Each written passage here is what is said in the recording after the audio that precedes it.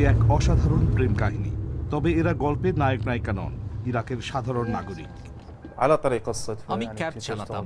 একদিন ওকে দেখলাম, গাড়ি চালিয়ে প্রতিদিন ওকে অফিস আর বাড়িতে পৌঁছে দিতাম। ওর সাথে কথা বলতে খুব ইচ্ছে করত। দিনের পর দিন এভাবে কেটে যাওয়ার পর একদিন সাহস করে বলেই ফেললাম ভালোবাসি। আমি তাকে বলেছিলাম কেটে পড়ো। ওর জন্য আমার বেশ ভয়ই হচ্ছিল, কারণ জানাজানি হলে আমার ভাইয়েরা ওকে খুন করে ফেলবে। এ নিয়ে আমার বোনেদের সাথে ঝগড়া হয়েছিল। এরপরেও ওর সাথে আমার ঠিকই যোগাযোগ ছিল।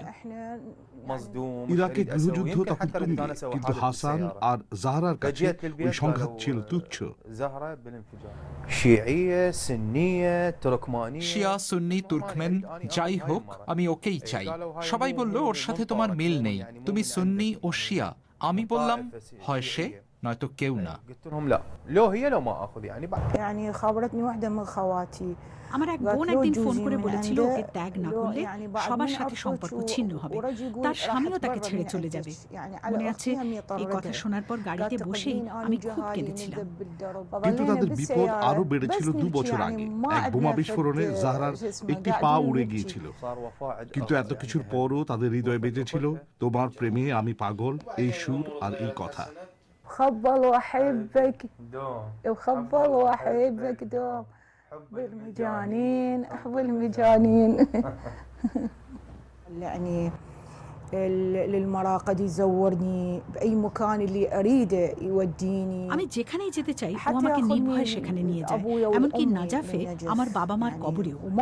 যখন আমার অপারেশন হয় ও সব সময় আমার পাশে ছিল, এক মুহূর্তের জন্য ছেড়ে যায়নি। হাসান আর জাহরার কাহিনী শুধুমাত্র ভালোবাসার বিজয় গাথাই নয়, তাদের কাহিনী ক্ষমতার বিরুদ্ধে সাধারণ মানুষের বিজয়ের গল্প। সাদার সিটিতে যেদিন আমাদের বিয়ে হলো সেদিন একটু ভয়ই লাগছিল। লোকজন আমাকে বলেছিল, সুন্নি হয়ে তুমি যাচ্ছ সাদার সিটিতে? আমি শুধু বলেছিলাম আল্লাহ ভরসা।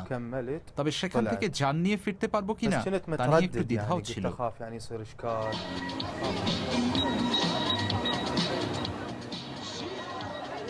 তবে ইরাকে কোনো কোনো জায়গা এখনো রয়েছে যেখানে কে শিয়া কে সুন্নি এই প্রশ্ন কেউই তোলে না, যেমন এই অ্যামিউজমেন্ট পার্ক।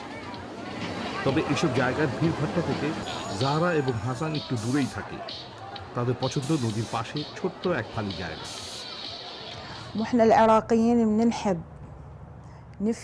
আমরা ইরাকিরা যদি বুঝতে পারি আমাদের প্রেমিকারা আমাদের মতোই সিরিয়াস, তাহলে তার জন্য আমরা জান দিতে রাজি থাকি। হাসান যেমন অনেক ত্যাগ স্বীকার করেছে, তেমনি এই জাহরাও করেছে। কোনো কিছুই আমাদের টলাতে পারে না। জাতিগত সংঘাতে টালমাটাল ইরাকে আশার আলো জ্বালিয়ে রেখেছে হাসান ও জাহরার মতো মানুষ, যারা বহু বাধাকে অতিক্রম করার সাহস দেখাচ্ছে।